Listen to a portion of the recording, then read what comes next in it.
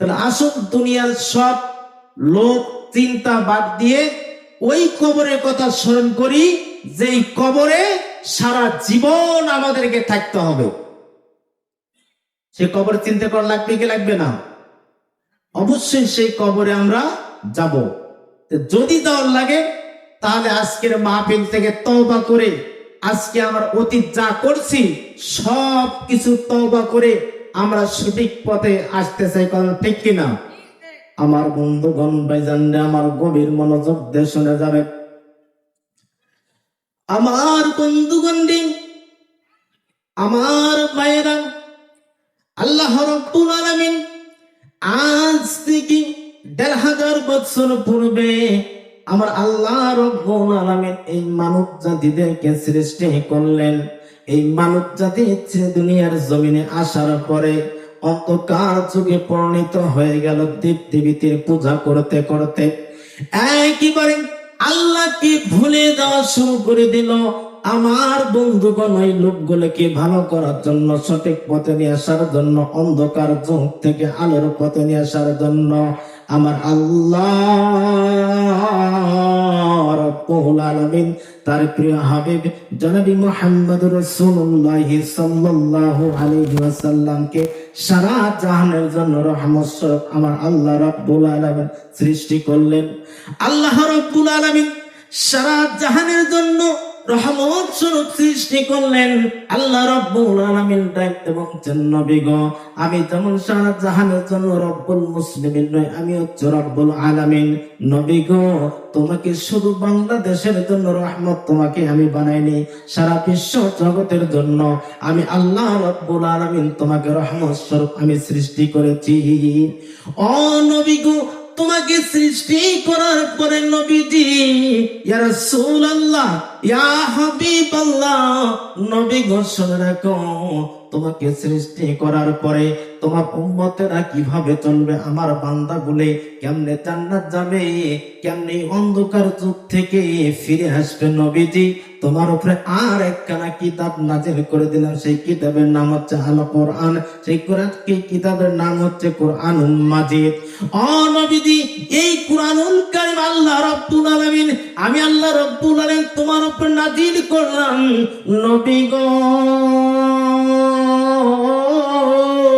ইয়া রাসূলুল্লাহ, ইয়া হাবিবাল্লাহ, এই কিতাব নাযিল করে দিলাম। নবীজি, যারা এই কিতাব অনুযায়ী চলবে তারা হচ্ছে জান্নাতি, তারা হেদায়েত পাবে।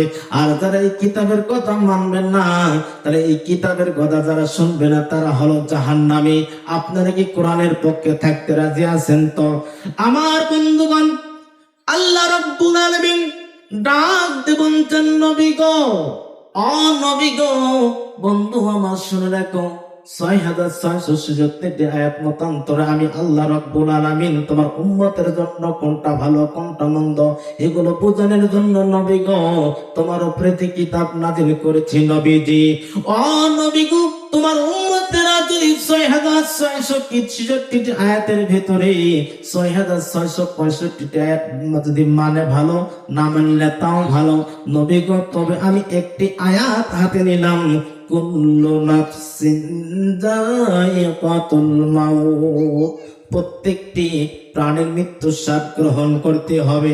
তাহলে যদি প্রত্যেকটি প্রাণী যদি মৃত্যুর স্বাদ গ্রহণ করতে হয়, তাহলে আমরা আসো খারাপ কাজগুলো ত্যাগ করে আমরা ভালো কাজ করব, তওবা করব। তওবা করলে আল্লাহ রাব্বুল আলামিন বেশি মহব্বত করে। আমার বন্ধুগণ, বনী ইসরাইলের একজন মহিলা তিনজন সন্তানকে নিয়ে কঠিন বিপদের মধ্যে পড়ে গেলেন। বাবা মারা গেল, মারা যাওয়ার পরে এখন কি করবে? তিনজন সন্তানকে নিয়ে ক্ষুধার্ত অবস্থায় তিনটি সন্তান মাকে জড়িয়ে ধরল। মা গো, ক্ষুধার যন্ত্রণা সহ্য হয় না, মা একটু আমার খাবার ব্যবস্থা করে দাও। কিন্তু বন্ধুগণ, এই মহিলা খাবার কই পাবে? খাবার কোনো ব্যবস্থা নাই।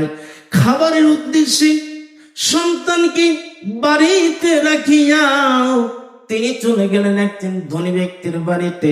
ধনী ব্যক্তিকে গিয়ে বলে, আমাকে একটু খাবার ব্যবস্থা করে দাও, আমার তিনটি সন্তান অনাহারে পড়ে আছে। এই ধনী ব্যক্তি দেখতে বলে, খাবার দেব সত্য হলো একটা, আমার সঙ্গে একটি রাত কাটাইতে হবে। কয়টি রাত? একটি রাত কাটাইতে হবে। কিন্তু এই মহিলা এবার বাড়িতে ফিরে আসলো। ফিরে আসার পরে এবার সন্তান মাকে ডাক দিল, মা খাবারের কি কোনো ব্যবস্থা হয়ে গেছে নাকি? মা শুধু চোখ দিয়ে দর দর করে কান্দি, চোখ দিয়ে দর দর করে পানি পড়তেছে। খাবার কই পাবে? খাবার তো নাই। আমার বন্ধুগণ, যখন এবার তিনটি সন্তান মাকে জড়িয়ে ধরে, কিন্তু মা কোনো কথা বলতে পারে না। আবার চলে গেলেন সেই ধনী লোকের বাড়িতে, খাবার চাই, খাবার তালাশ করার জন্য আবার বের হলেন। ধনী লোকের বাড়িতে আবার গিয়ে খাবার চাইলেন। এবার ওই ধনী লোক বলে, খাবার দেব সত্য হলো একটা, আমার সঙ্গে একটি রাত কাটাইতে হবে। একটি রাত আমার সঙ্গে কাটাইতে হবে।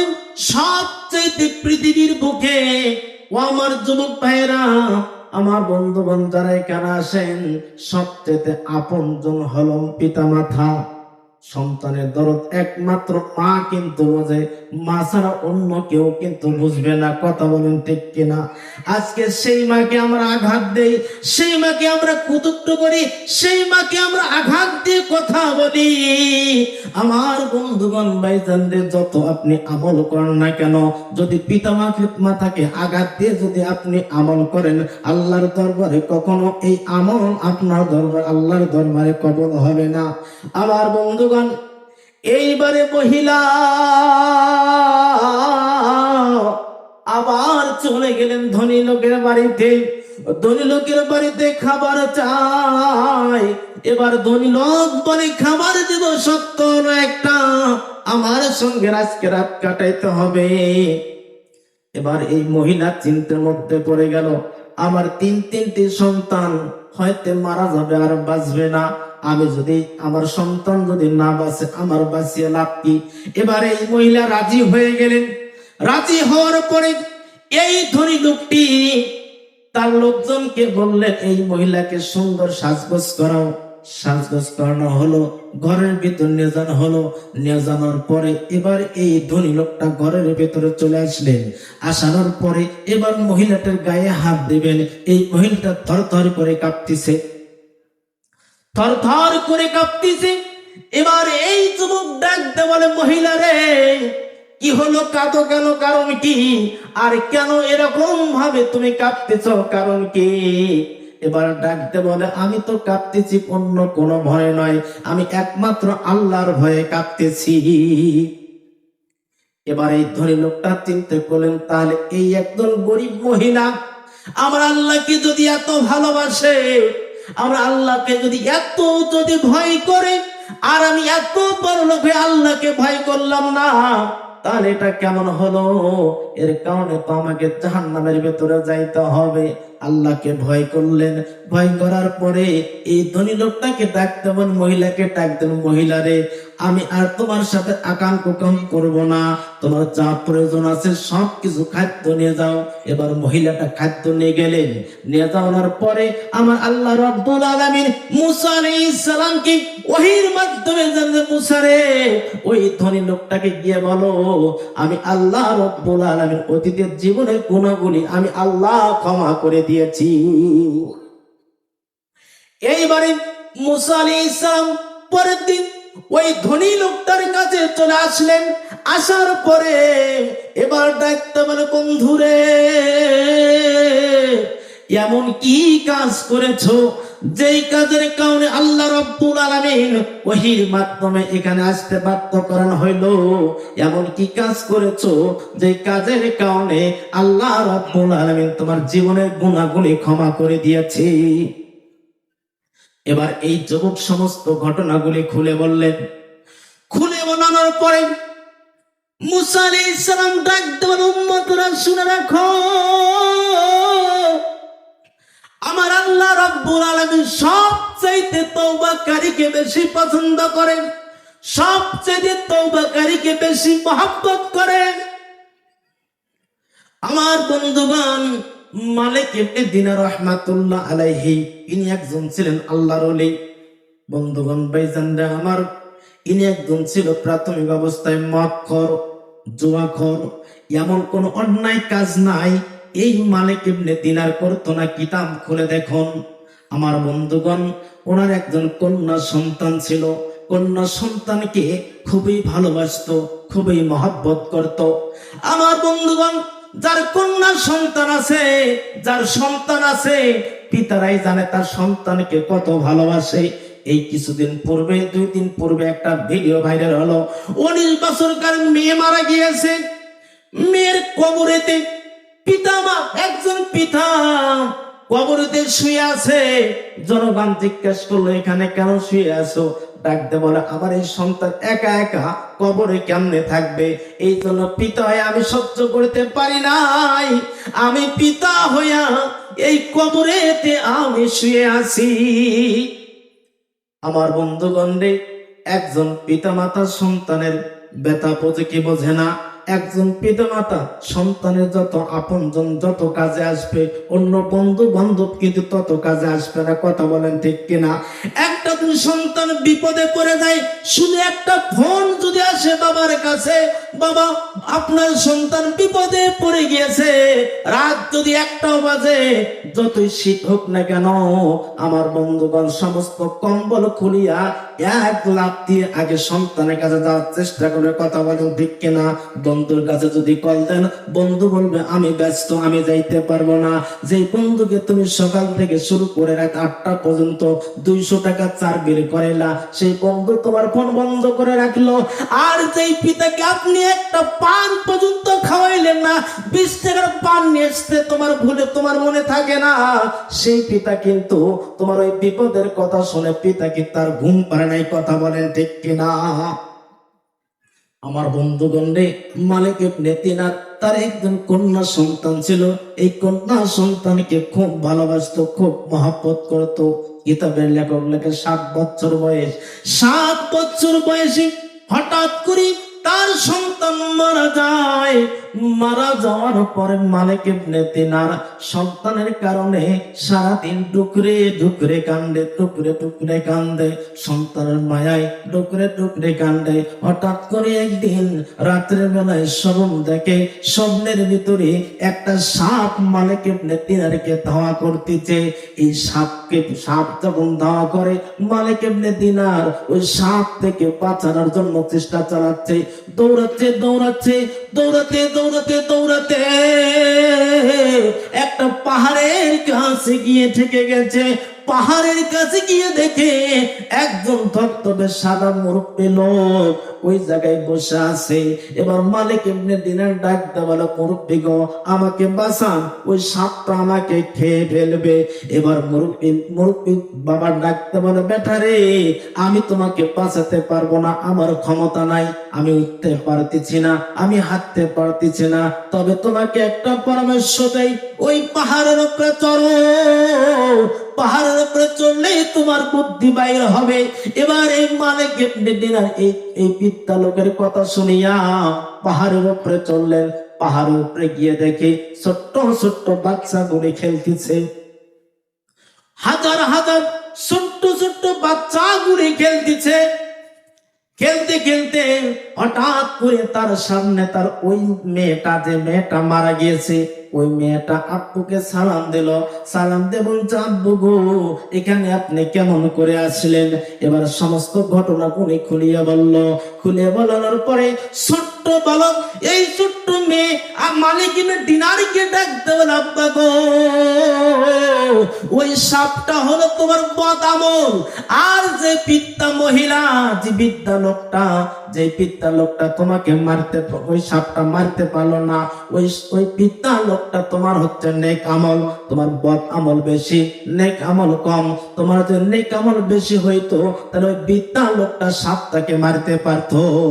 এই কথা বলেই মালিক ইবনে দিনারের ঘুম ভেঙে যায়।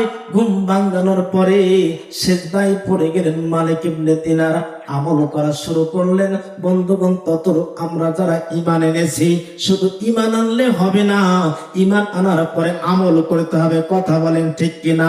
ঈমানের নাম হচ্ছে এক। এই এক যদি সংখ্যাতে বাড়াতে চান, 1 থেকে যদি 10 করতে চান, এরকম 100 করতে চান, এরকম যদি 1000 করতে চান, ঈমান নিয়ে আসানোর পরে তাহলে আমল করতে হবে।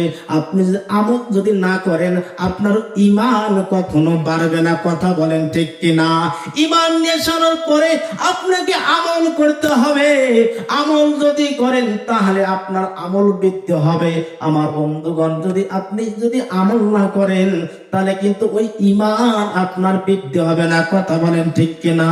মালিক ইবনে দিনার রাহমাতুল্লাহ আলাইহি সিজদায় পড়ে কাঁদেন, মাবুদ রে, যা অন্যায় করেছি, যা অপরাধ করেছি, আল্লাহ গো, আর কোনোদিন আমি অপরাধ করব না, আর কখনো মদ খাবো না, আর কখনো আমি জুয়া খেলবো না। ও মাবুদ, আল্লাহ গো, তুমি আমাকে ক্ষমা করে দাও। এই কথা বলিয়া মালিক ইবনে দিনার রাহমাতুল্লাহ আলাইহি তিনি আমলে পরিণত হলেন। একদিন বন্ধুগণ, মালিক ইবনে দিনার রাহমাতুল্লাহ আলাইহি তিনি সফর করবেন সাগর পারে আসলেন, জাহাজেতে উঠলেন। জাহাজ যাইতে যাইতে এবার সাগরের মাঝখানে চলে আসলো।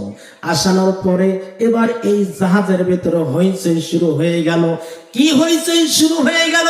এবার এই জাহাজের লোকগুলো বলতেছে, অমুক লোকের হীরা হারিয়ে গিয়েছে।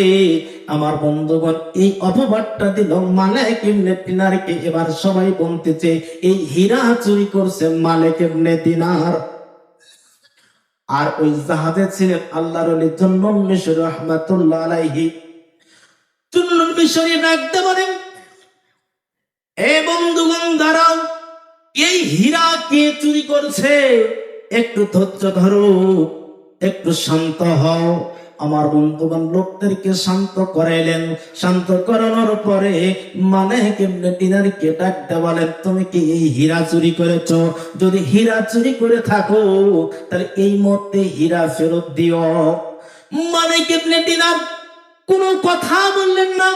না বলিয়া দুখানা হাত উত্তোলন করলেন। উত্তোলন করে কি যেন বলতেছেন। বলতে বলতে এই জাহাজের চতুর্দিক দিয়ে হাজার হাজার মাছ জড়ো হইয়া যায়। প্রত্যেকটা মাছের মুখে একটি করে হীরা। মালিক ইবনে দিনার জুন্নুন মিশরীকে ইশারা দিয়ে বলে, নাও তোমার হীরা কোনটা, এবার হীরা দেখিয়ে নাও। এবার বন্ধুগণ, মালিক ইবনে দিনার রাহমাতুল্লাহ আলাইহি বিসমিল্লাহ বলিয়া এইবার সাগরের উপরে পা দিলেন। সাগরের উপরে পা দিয়ে মানুষ যেমন রাস্তা দিয়ে হাঁটে যায়, তত মালিক ইবনে দিনার রাহমাতুল্লাহ আলাইহি, এই মালিক ইবনে দিনার রাহমাতুল্লাহ আলাইহি পানির উপর দিয়ে এই রাস্তার মতো যেমন মানুষ হেঁটে যায়, মালিক ইবনে দিনার রাহমাতুল্লাহ আলাইহি পানির উপর দিয়ে তিনি হেঁটে যাওয়া শুরু করলেন। জোরে জোরে বলেন সুবহানাল্লাহ। তাহলে তওবা করলেন, আমার আল্লাহ রাব্বুল আলামিন তার জীবনের গুনাহ মাফ করে দেয়। মালিক ইবনে দিনার রাহমাতুল্লাহ আলাইহি তিনি একজন আল্লাহর ওলি হয়ে গেলেন। আমার বন্ধুগণ, বলতে চাচ্ছিলাম, আমরা পৃথিবীর জমিনে থাকবো না, আমরা সবাই মারা যাব। এই দুনিয়াটা একটা লোভ। আমার বন্ধুগণ, এই দুনিয়াটা মুমিনদের জন্য একটা জেলখানা। আমার বন্ধুগণ, কাফিরদের জন্য জান্নাত। কারণ যারা ঈমান নিয়ে আসে না, তারা মদ খাইতে পারবেন, জিনা করতে পারবে, ব্যভিচার করতে পারবে, সার্কাসের প্যান্ডেলে যাইতে পারবে, সব জায়গায় যাইতে পারবে, তাদের কোনো বাধা নাই। কথা বলেন ঠিক কিনা? একজন ঈমানদার কখনো সার্কাসের প্যান্ডেলে যাইতে পারবে না, মদ খাইতে পারবে না। একজন ঈমানদার কখনো খারাপ কাজ করতে পারে না। কথা বলেন ঠিক কিনা? আমার ভাইয়েরা, দুনিয়াটা কেমন একটা লোক। হযরত ঈসা আলাইহিস সালাম তিনি বসে আছেন। ঈসা আলাইহিস সালামের কাছে এবার একজন লোক চলে আসলেন। আসানোর পরে ডাক দিলেন, হুজুর গো, আপনার সঙ্গে আমি একটু থাকতে চাই। ঈসা আলাইহিস সালাম বললেন, চলো এবার দেখি আমরা অন্য কাজে যাব, দাওয়াতের কাজে যাই। ঈসা আলাইহিস সালাম সঙ্গে নিলেন লোকটিকে। সঙ্গে নেওয়ার পরে হযরত ঈসা আলাইহিস সালাম কিছু দূর যাইতে যাইতে তার পুটলি থেকে তিনটি রুটি বাহির করলেন। তিনটি রুটি বাহির করিয়া একটি রুটি তার সফরকারী সঙ্গীকে দিলেন, আর একটি রুটি নিজে খাইলেন। আর কয়টা রুটি আছে? একটি রুটি। এই একটি রুটি রাখিয়া তিনি পানি তালাশ করার জন্য গেলেন। পানি নিয়ে আসিয়া দেখলেন রুটি নাই। এবার ওই লোকটিকে ডাকতে বলে, বন্ধুরে রুটি কোথায়? এবার ডাকতে বলে, আমার কাছে কোনো রুটি নাই। এবার রুটি যখন পাইলেন না, এই সফরকারী সঙ্গীকে নিয়ে আবার যাইতে যাইতে জঙ্গলের ভিতরে গেলেন। জঙ্গলের ভিতরে গিয়ে এবার একটা হরিণ শিকার করলেন। হরিণকে জবাহ করলেন। জবাহ করার পরে এই হরিণটা পাক করিয়া এবার দুইজন খাইলেন। খাওয়ানোর পরে ঈসা আলাইহিস সালাম এবার বিসমিল্লাহ বলে কুম্বি ইজনিল্লাহ বললেন। বলার সঙ্গে সঙ্গে আবার এই হরিণ আগের পূর্বের মতো হয়ে গেল। হরিণ এবার তাজা হয়ে গেল, হরিণ জীবিত হইয়া চলে গেল। ঈসা আলাইহিস সালাম ডাকতে বলেন, এ বন্ধুরে রুটি কোথায়? রুটি এবার ফেরত দাও। এবার এই যুবক ডাকতে বলে, হুজুর গো, আমার কাছে তো কোনো রুটি নাই। এবার বন্ধুগণ কোনো কথা না বলে এবার চলে গেলেন। যাইতে যাইতে এবার একটা মাটির মধ্যে অথবা চড়ার মধ্যে গেলেন। এবার কিছু বালু একত্রিত করলেন, করার পরে ফু দিলেন। ফু দেওয়ানোর পর সঙ্গে সঙ্গে স্বর্ণে পরিণত হয়ে গেল। এই স্বর্ণটা তিনটি ভাগ করলেন। কয়টি ভাগ? তিনটি ভাগ করলেন। ভাগ করিয়া তার সফরকারী সঙ্গীকে এক টুকরা দিলেন, নিজে এক টুকরা নিলেন। আর একটা বললেন, এই তৃতীয় নম্বর টুকরোটা হলো যে ব্যক্তি আমার ওই রুটি খেয়েছে, এই রুটি যে ব্যক্তি খেয়েছে যদি বাইর করে দিতে পারে তাকে আমি এই স্বর্ণটা দিয়ে দেব, স্বর্ণের টুকরোটা দিয়ে দেব। আমার বন্ধুগণ যখন এই কথা বললো, বলার পরে ওই সফরকারী সঙ্গী ডাকতে বলো, হুজুর গো, ভুল হয়ে গেছে, মাফ করে দেন, আমি রুটিটি খেয়ে ফেলছি। এই স্বর্ণের টুকরাটি ওই বন্ধুকে দিলেন। দেওয়ার পরে ঈসা আলাইহিস সালাম আবার যখন চলে গেলে অন্যত্রে, যাওয়ার সঙ্গে সঙ্গে এই এখন তিনটি স্বর্ণের টুকরো নিয়ে এখন চিন্তা করতেছি, এই স্বর্ণের টুকরো নিয়ে আমি বাড়ি করব, গাড়ি কিনবো, অনেক চিন্তা করতেছে। চিন্তা করতে করতে হঠাৎ করিয়ে দুইজন লোক ওখানে উপস্থিত হলো। উপস্থিত হওয়ার পরে দেখে স্বর্ণ। আমার বন্ধুগণ এই স্বর্ণ তার কাছ থেকে কেমন করে নেবে? দুইজন বন্ধু সিদ্ধান্ত নিল তাহাকে মারবে, তাহাকে খুন করবে। খুন করার পরে স্বর্ণ নেবে।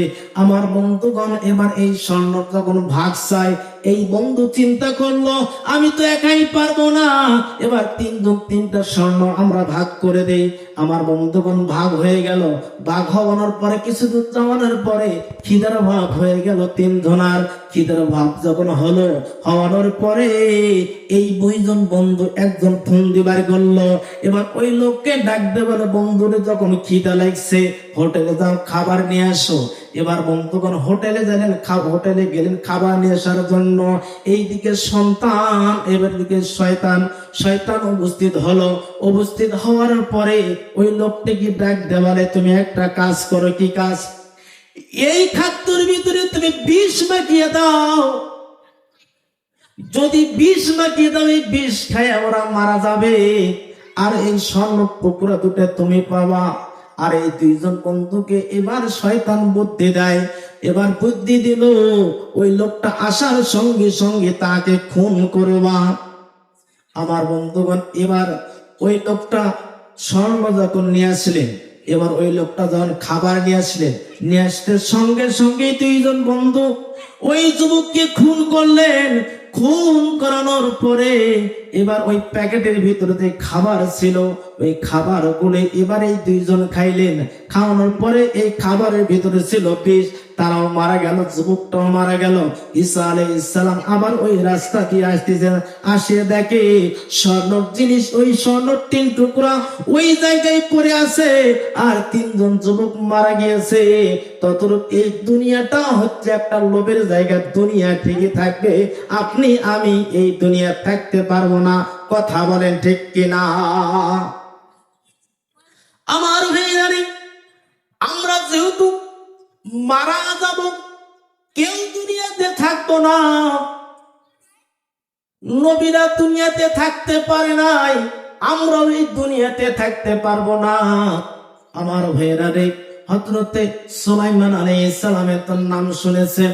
সুলাইমান আলাইহিস সালাম কেমন নবী ছিল? আমার বন্ধুগণ, সুলাইমান আলাইহিস সালাম এমন একজন নবী ছিল, এমনকি চিনির কথাও তিনি বুঝতে পারতেন, পিপিলিকার কথাও বুঝতে পারতেন। এমন শক্তি দিয়েছিল, পৃথিবীতে যা আল্লাহ রাব্বুল আলামিন সৃষ্টি করতেন সমস্ত সৃষ্টির ভাষা সুলাইমান আলাইহিস সালাম বুঝতে পারতেন। আল্লাহ রাব্বুল আলামিন সুলাইমান আলাইহিস সালামকে ডাকতে বলে, সুলাইমান রে, তোমার সামনে আমি দুইটি নিয়ামত আমি ধরলাম। একটা নিয়ামত হচ্ছে এলেম, আর একটা নিয়ামত হচ্ছে আমি তোমাকে বাদশাহী দান করব। এই দুইটি নিয়ামতের মধ্যে কোনটি তোমার নিয়ামত পছন্দ হয়, যে কোনো একটা নিয়ামত আমার কাছ থেকে চেয়ে নিতে পারো। সুলাইমান আলাইহিস সালাম চিন্তা করলেন, এই বাদশাহী নিয়া আমার কিছু লাভ হবে না। এই বাদশাহী যদি নিয়ে আল্লাহকে আমি চিনতে পারবো না। আমি চাই এলেম। আমার বন্ধুগণ, আল্লাহ রাব্বুল আলামিনকে ডাকতে বলুন, মাবুদ, ও মাবুদ, আমি আল্লাহ রাব্বুল আলামিন তোমার কাছে চাই এলেম। আমার আল্লাহ রাব্বুল আলামিন খুশি হয়, এলেম দান করলেন। আমার বন্ধুগণ, আল্লাহ রাব্বুল আলামিন খুশি হয়ে তাকে বাদশাহী দান করে দিলেন। দেওয়ার পরে আল্লাহ রাব্বুল আলামিন তাকে এমন জ্ঞান দান করলেন, পৃথিবীর যাহা কিছু সৃষ্টি করেছেন সমস্ত পশু পাখির ভাষা সুলাইমান আলাইহিস সালাম বুঝতে পারতেন। একদিন সুলাইমান আলাইহিস সালাম বাইতুল মুকাদ্দাসের কাজ সেরে তিনি এখন কাজ দেখার জন্য যাচ্ছেন।